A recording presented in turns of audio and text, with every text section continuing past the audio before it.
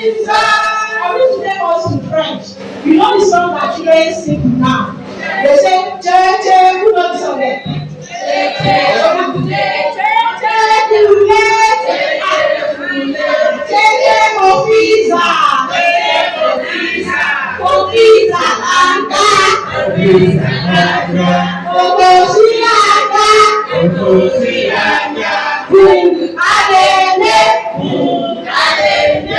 Thanks so much. We have been hearing different types of cancers today. Today I specifically choose breast cancer.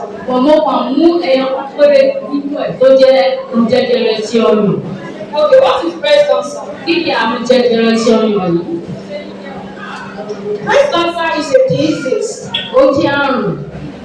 in which abnormal breast cells grow abnormally.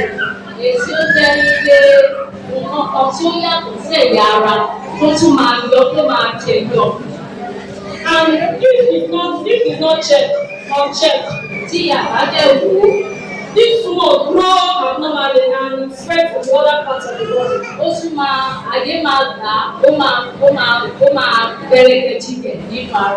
The case of breast cancer is not only affecting Nigeria. It affects all women globally. As you can see, globally, in 2022, there were estimated 2.5 million women diagnosed with breast cancer.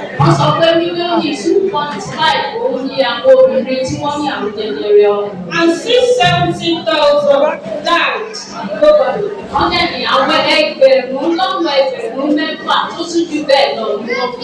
Breast cancer occurs in every country.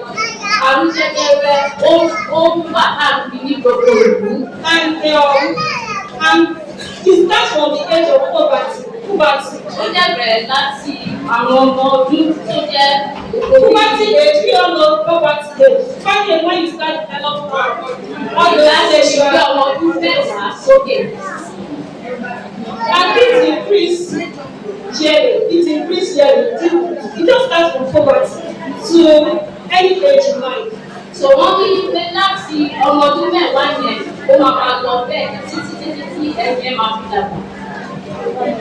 in Nigeria, breast cancer has high death rates as of today. In fact, between 2025 to 2026, approximately 32,278 new cases are reported. That is 72.1 per 1,000 lives in Nigeria. And the survival rates is a very challenge to us. Breast cancer is a leading cause of death in Nigeria.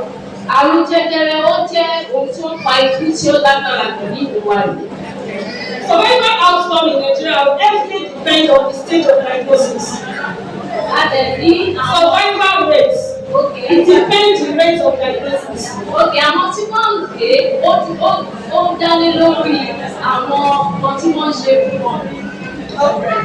I mean, survival rates, early detection, survival rates depend on the type, the period when you detect it. We have different stages of cancer.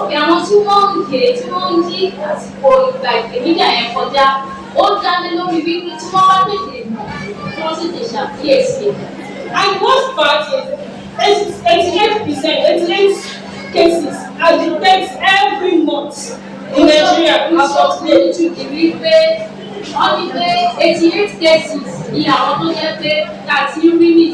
According to International Agency for Research Cancer in Nigeria.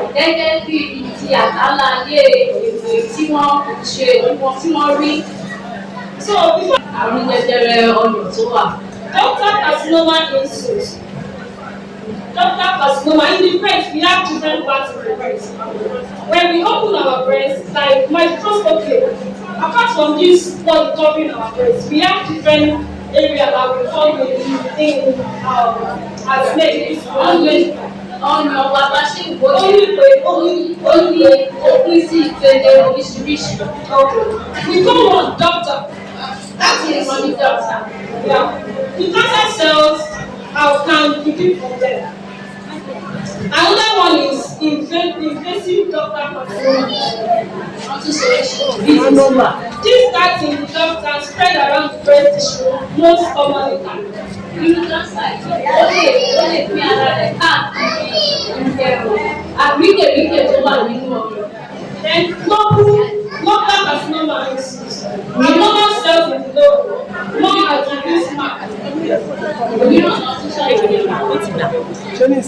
Invisible infantile carcinoma starts in the lobules and invade around the tissues. I know you might not understand all this, but we know that we have breasts, right?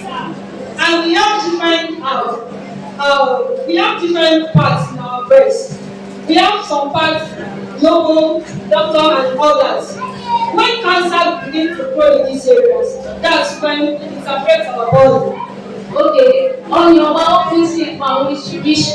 So tó bá tẹ̀ tún di pé àrùn jẹjẹrẹ yìí ó bẹ̀rẹ̀ sí ní dàgbà nínú ara, àwa máa rí oríṣiríṣi àwọn àìsàn oríṣiríṣi á máa jẹyọ. We have been hearing about breast cancer, breast this one, breast cancer. But we never know. Àti gbọ́ nípa àrùn yìí, àrùn jẹjẹrẹ wọ̀sá àwọn ọmọ. But we should ask ourselves, what is the cause of this process? Wọ́n lábìrì lọ́wọ́ ara wa pé kí ló ń fa àrùn jẹjẹrẹ títọ́ yọrí? Well, the exact cause is not yet discovered. Nǹkan tó ń bá gan àti ìrí ìwádìí àti ìmọ̀. But there are some factors that can lead to breast cancer. Ó ní àwọn kankan tó lè fa àrùn jẹjẹrẹ. There are some risk factors that can lead to breast cancer. Àwọn kankan wà tó lè fa àrùn jẹjẹrẹ títọ́. What are the risk factors? Kí ni àwọn nǹkan yìí? Okay, gender. Ọjọ́ orí. Gender. Bóyá ọkùnrin àbóbìnrin. Okay. Women are more affected. Àwọn obìnrin àwa gbọ̀ngàn ni. Though of recent is not happening to young males. Láìpẹ́ yìí, òrìṣà ṣẹlẹ̀ sí àwọn ọmọdé ọkùnrin. But what this question of what people that affect it as well is female women. Àwọn ọkùnrin ló máa ń sọ. Another risk factor is your age.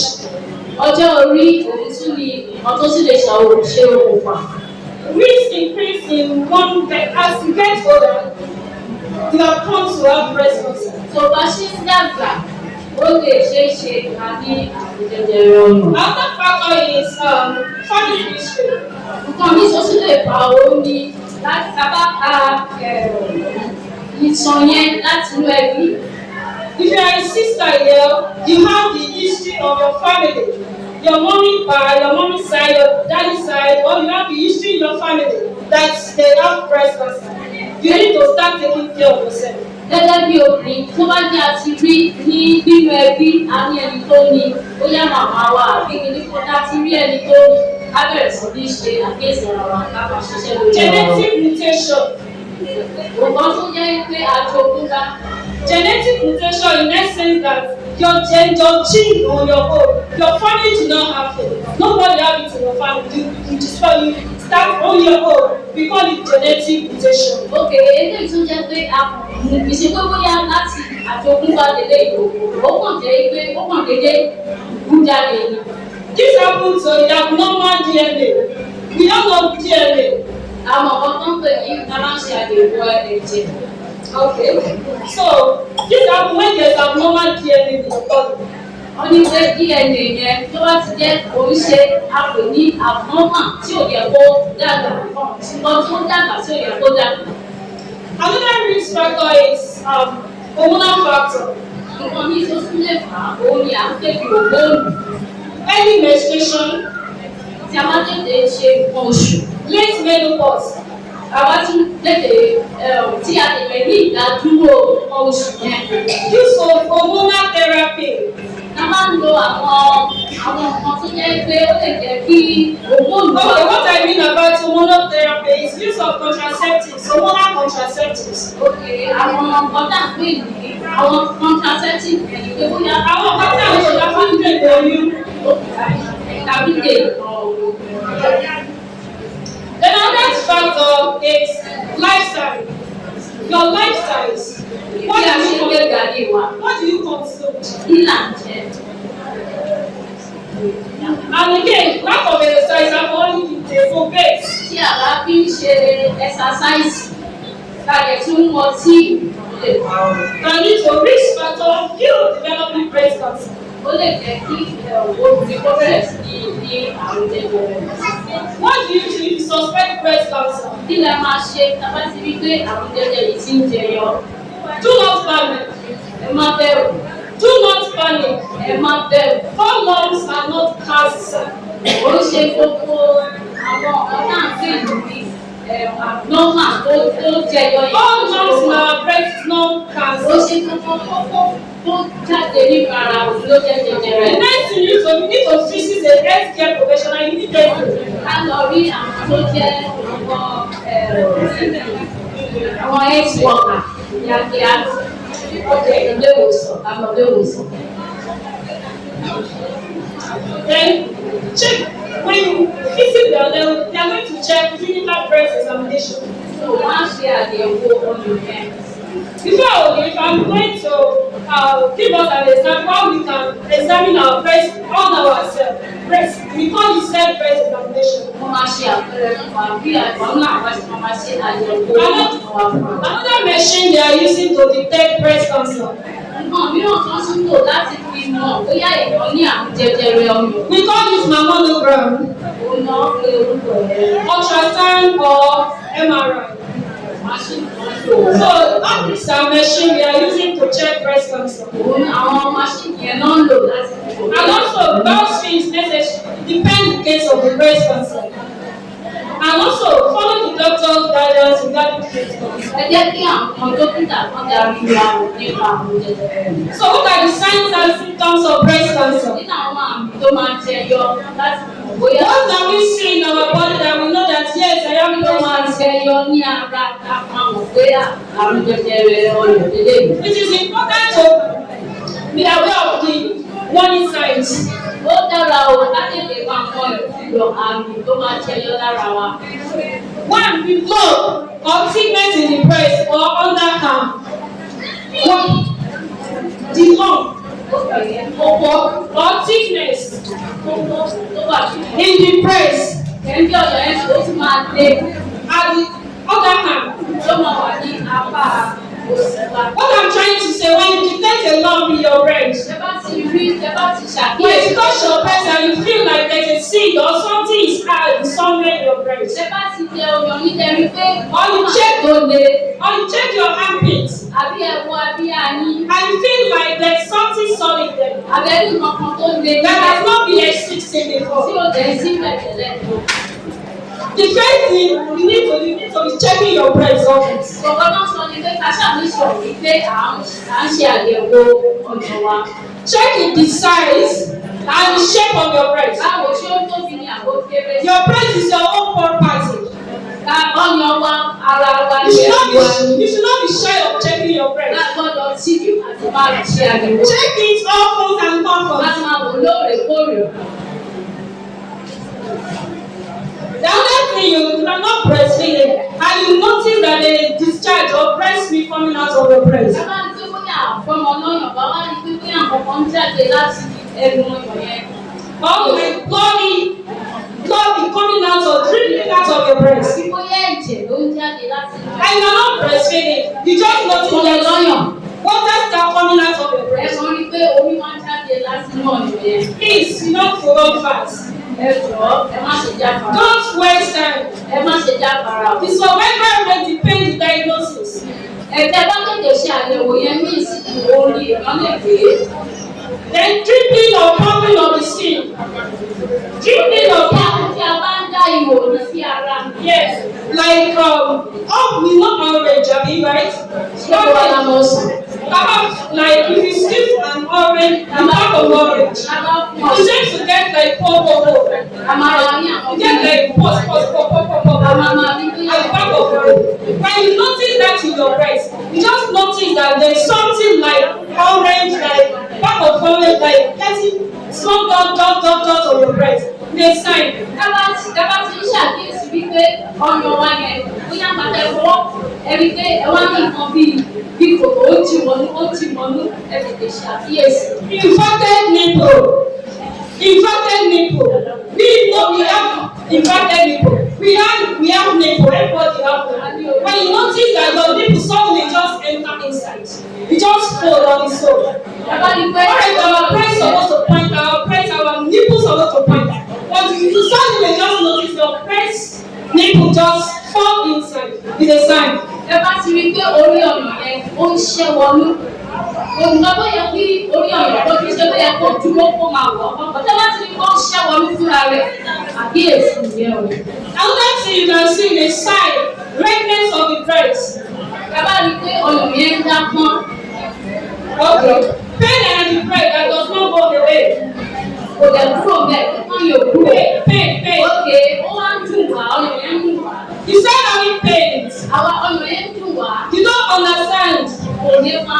And you say when you touch it, it doesn't go away. Ẹ̀jẹ̀ fọwọ́ kan kò kúrò. Ṣé ìdílé kúrò? It's another sign for breast cancer. Ìkìlọ̀ nìyẹn o, ìkìlọ̀ nìyẹn. Stages of breast cancer. Stages of breast cancer. Àwọn ìpele tó wà. Stage 0. Àyídápé ni òkú. Very early, no invasive. Yẹn ó sì jẹ́ kò tí ì sí ìkọ̀kan. It's just like the breast there's a signal that there's breast cancer, that the breast wants to start, but it's minimal. Òde yẹn kì í wí pé nǹkan kan wà bẹ́ẹ̀ but kò tí ì jẹyọ rárá. Small, stage 1. Ìgbẹ́lẹ̀ àkọ́kọ́. Small. Túmọ̀ yẹn, kókó tá à ń sọ yẹn. You just notice that there is a small lump in your breast. Àwọn ìwé kókó kékeré tó wà nínú ọyàn yẹn. Stage 2. Ìpele kejì.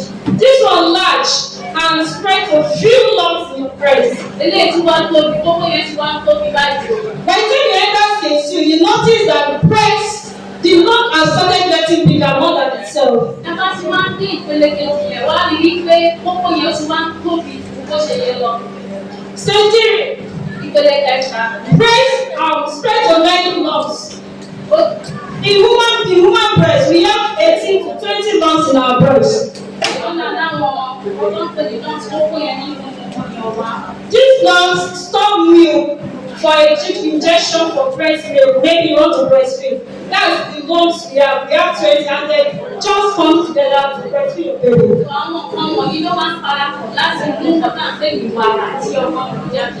Okay.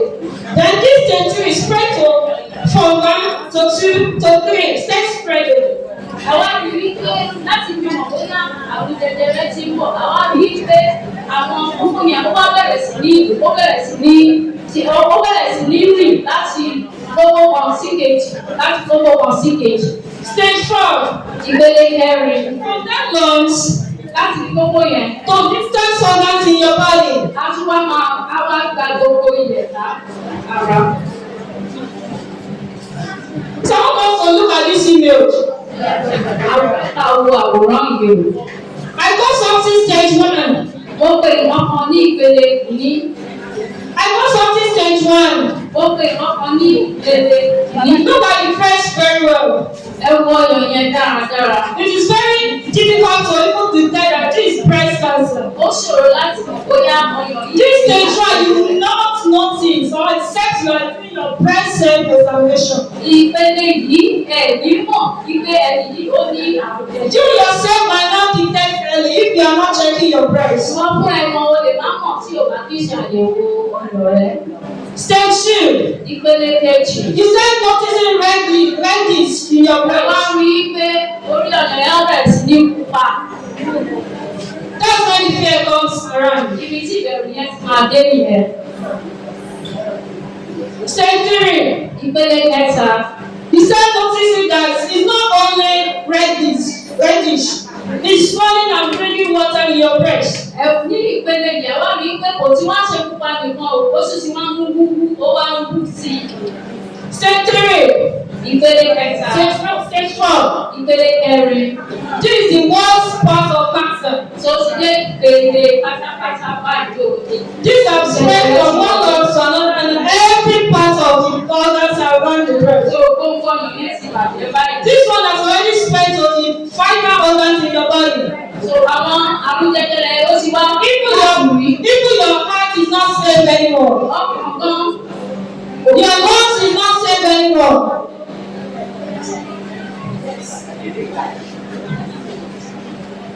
What are the treatments of breast cancer? Kí ni àwọn ọmọ tí a fi ń wò sàn? The treatment depends on the stage and type of the cancer. Nǹkan tí wọ́n lò ó dájú lórí ìpele tí àrùn jẹjẹrẹ tó wà. Okay, one is surgery. Àkọ́kọ́ òun ni Surgery. iṣẹ́ abẹ. Okay.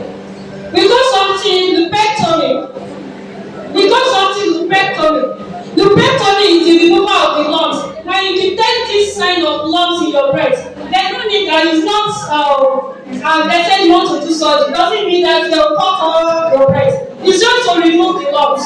Wọ́n ní ní ìpele nìkan sí àwọn dókítà máa ṣe ni pé wọ́n máa yọ àwọn kókó yẹn kúrò.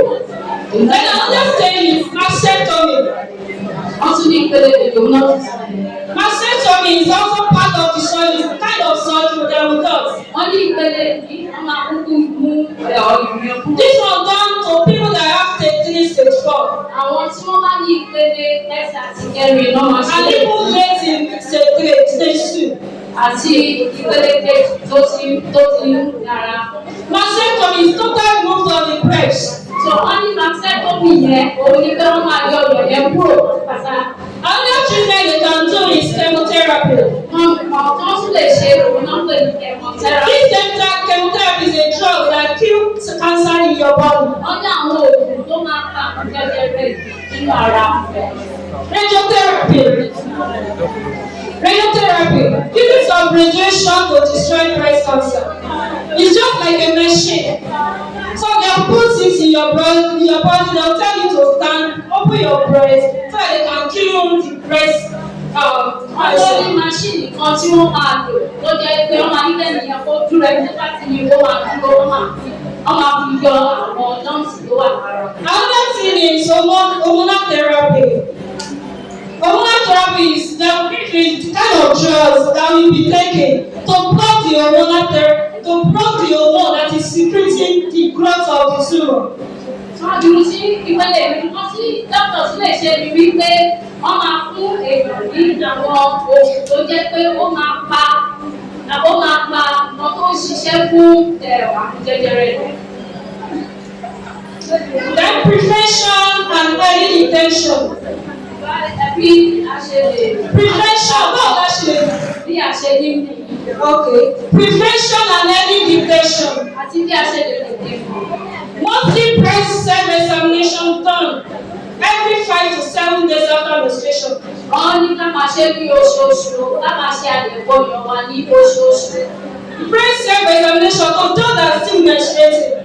Breast self-examination is done 5 to 7 days after your menstruation.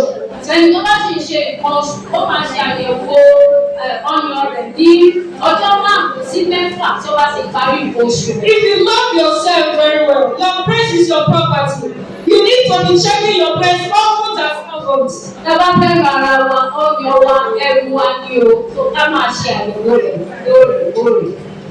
Another one is annual clinical breast examination. Èyí ká tún máa ṣe lọ́dọọdún.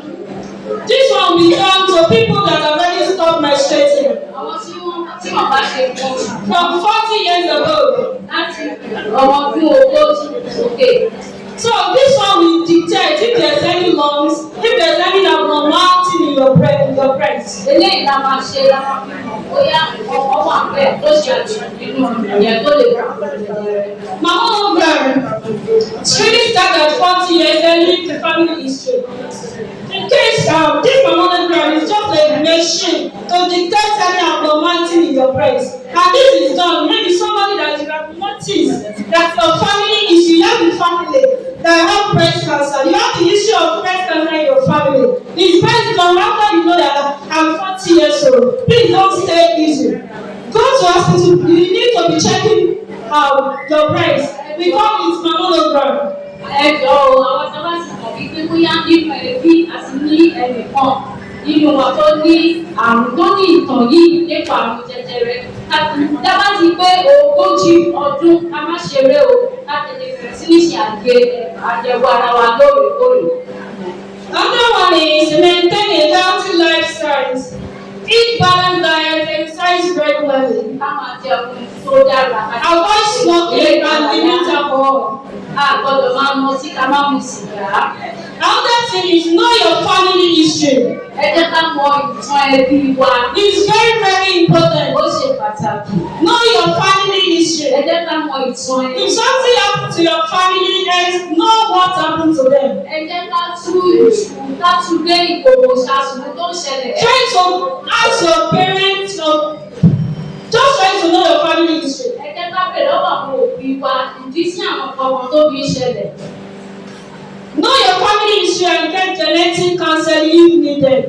Ẹ jẹ́ ká mọ ìtàn ohun tó ń ṣẹlẹ̀ nínú ẹbí láti gba ìmọ̀ràn lọ́wọ́ àwọn tí ó máa tọ́ wa sọ́nà. What are the complications of breast cancer? Kí ni àwọn nǹkan tí a tó máa jẹ ìkan tí ìyàrá ti ní àrùn jẹjẹrẹ rẹ̀? It can spread to other organs in the body. Ó lè rìn láti inú ẹ̀yà ara kan sí ẹ̀yà ara mìíràn. Can you imagine you can have somebody can have breast cancer and can spread to lungs, even your digestive system, I mean your stomach, can spread to your lungs, can spread to your heart, any part of the body.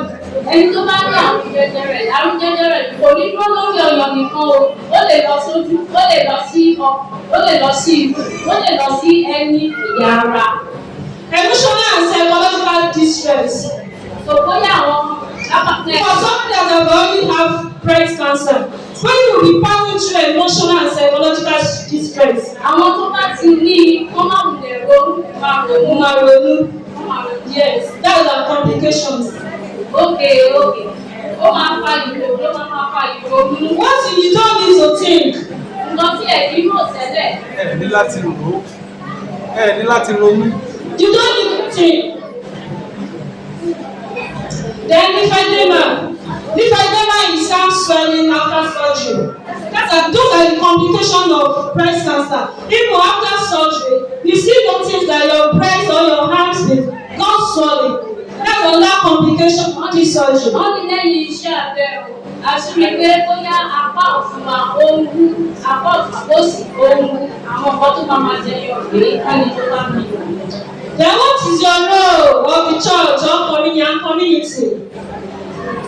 Kí ni àwọn nǹkan tó yẹ ká ṣe gẹ́gẹ́ bí ìjọ àti ní àwùjọ? What we need to do, that's what we are doing now. We are creating awareness. Nǹkan tó yẹ ká ṣe náà à ń ṣe àjẹ́tẹ̀ àwọn èèyàn tí ó mọ̀. Encourage early screening. Ká máa gbàgbọ́ èèyàn níyànjú wípé kó lọ ṣe àyẹ̀wò ara wọn. For those that are already having, we support them emotionally. Àwọn tí wọ́n ti ní ẹjẹ́ ká gbàgbọ́ tí wọ́n bá máa fi wọ́n sílẹ̀. This will reduce stigma. Ó máa kò ní jẹ́ kí wọ́n máa ronú. We promote awareness program. Ẹ jẹ́ ká ṣe àwọn ètò tó máa ran àwọn This is the olùdókòwò. part we are creating them. Òun náà là ń ṣe báyìí. Awareness program to those people that don't know what to do. Àwọn ètò ká gbé ètò kalẹ̀ tó máa jẹ́ kí àwọn èèyàn àwọn sì mọ̀ ọ̀pọ̀ tó yẹ kó ṣe. You have your praise, I have my praise. My duty, your duty is to check yourself first. Ó ní ọ̀nà tiẹ̀ èmi náà ní tiẹ̀ ní iṣẹ́ tí a ní láti ṣe ni pé ká máa ṣe àyẹ̀wò rẹ̀.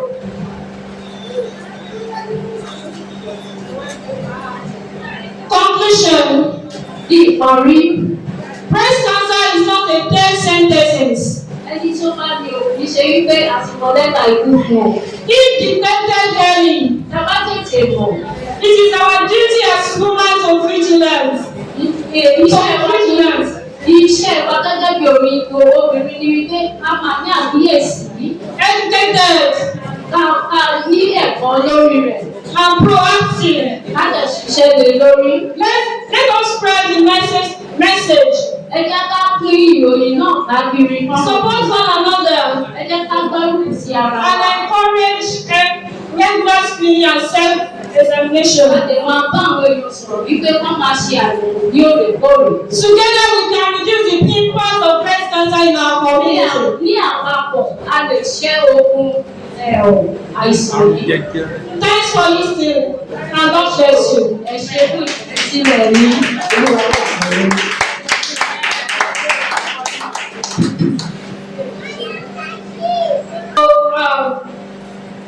Practicalize self-breast examination. What you need to do, you need to get a mirror in your home. Wọ́n ní ká ní jígí ilé wa. Get a mirror that will show you from up to down. Jígí tó máa fi àfihàn wa láti òkè délẹ̀. Whether you are menstruating or you are not menstruating. Bóyá a ṣe ń ṣe nǹkan oṣù àbí a ṣe nǹkan oṣù mọ́. Get a clear mirror in your home. Ká jẹ́ kí a ní jígí. Just for self-breast examination. Tí a máa fi ṣe àyẹ̀wò ọyàn wa. So when you want to do it, you can do it every day. A lè máa ṣe lójoojúmọ́. Don't even wait till after a month, after 2 months, after 3 months. You can do it every day as often as you want. A máa want. ṣe ní ìgbàkúgbà. Early detection save life. Sábà tètè mọ̀ ní ìsìn, ó máa kò ní la ikú lọ. So what you need to do to your period? Wọ́n tí a lè ṣe. You just need to raise up your hands. Wọ́n ní ká ká ọwọ́ wa méjì sókè. Put your clothes, put your prayer, anything you are wearing, just yourself and your mirror. Àwa nìkan àti dígí wa ká bọ́ gbogbo aṣọ dànù. Raise your 2 hands up. Ká ọwọ́ wa méjèèjì sókè. First of all, check the size of the 2 breasts. Ká wo bí ọyàn yẹn ṣe rí. Is there any difference? Ṣé ó yàtọ̀ ni? Bóyá ó kéré àbò tóbi. When I checked this thing yesterday, it's not like this. Àgbà tí mo wò lánàá, àbò rí báyìí. Raise up your hands. You will first detect that if there is abnormality, you will see that there is a change in the 2 breasts, either by color or by size. Wọ́n ní pé ká bá fẹ́ ṣe àyẹ̀wò yẹn ká ṣàkọwọ́ wa méjì sókè. Tí nǹkan kan bá wà bẹ́ẹ̀ tó yàtọ̀ sí bàtà rò láàbùkà máa mọ̀. Then use your left hand. Ọwọ́ òsì wa ká gbé sókè. Raise your left hand. Ká gbé ọwọ́ òsì wa sókè. Then use your right hand to check your left side. Ká fi ọwọ́ ọ̀tún wa ká fi wo apá òsì yẹn. Press it from the armpit to all surrounding of your breast. Wọ́n ní ká tẹ̀ ẹ́ káàkiri. All your breast is your property. Ẹrù wa ni o. Press it and check if there is any abnormality, if there is any lumps in your breast. Ó yá nǹkan tá à ń pè ní lọ́ǹsì kókó yẹn tó yóò wà fẹ́. When you do the first one finish, do the second one. Yàrá ti ṣe ti tòsí, ká fi ṣe ti tàbọ̀sì náà bẹ́ẹ̀. You check opens and opens. Ká máa wò ó nígbàkúgbà. This will detect any lumps in your breast. Tàbá tí nǹkan kan tó ṣàlèjì bá wà nínú oyún. It will detect the abnormality early. Ó máa yọ jáde. Thank you and God bless you. Ẹ ṣé for your presentation. My first question is it abnormal for one breast to be bigger than the other? No, it's not abnormal. Alright then, medical and scientifically, we detect that the right breast is more a little bigger than the left one. So it's not abnormal. The right one ìbéèrè wọn ni wípé ṣé ó kò rárá bí ọ̀dùnkàn kan tó tóbi ju ilé jù lọ. So olùkọ́ wá sọ wípé mo rò pé rárá o. Wípé bí wọ́n ṣe wà kan láti ìgbà míì wà tó jẹ́ ọ̀dùnkàn máa tó bí so it's not abnormal. So kò ṣe ohun tí ò bá. You should have your breast. Wọ́n ló ní ọyàn rẹ̀. Right from the beginning, you know the size. Láti ìbẹ̀rẹ̀ pẹ̀lú o mọ bí ó ṣe rí. When you detect that there is abnormality in the one that is not bigger than the other, there will be a lumps. Tó bá jẹ́ wípé bóyá a rí wípé nǹkan kan tó ṣàjèjì wà nínú ọdún yẹn, kò bá jẹ́ tó kéré, kò bá jẹ́ tó tóbi, ká máa mọ̀ fúnra wa. You will know when you touch it. A máa mọ̀ sábà fọwọ́ kù. Thank you, ma'am. Thank you. Ẹ ṣé ma'am. What about concerning breast cancer? What about the one that they will cut the breast. Then you explain that there's treatment for it, but there are some breast cancer that will lead to they will remove the breast. Yes, it depends the case, and it depends the stage of breast. They can remove the two, they can remove the one. If there is nothing happen to one of your breast, there's no need of cutting the two breasts. There's no need of cutting, removing the two breasts. It's just the one. And if they can remove it for you, my darling, it's even better for you to leave it. It's better for you to be alive. I have one breast, and suddenly you left your breast and develop complications to yourself. Ìbéèrè tí